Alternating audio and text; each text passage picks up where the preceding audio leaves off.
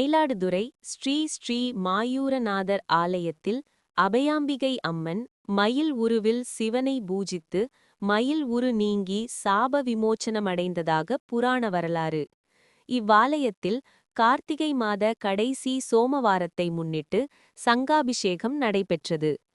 புனித நீர் அடங்கிய கடங்கள் 1008 சங்குகளில் புனித நீர் ஊற்றி நடைபெற்ற சிறப்பு ஹோமத்தில் பட்டு வஸ்திரங்கள் போடப்பட்டு மகா பூரணாகுதி நடைபெற்றது.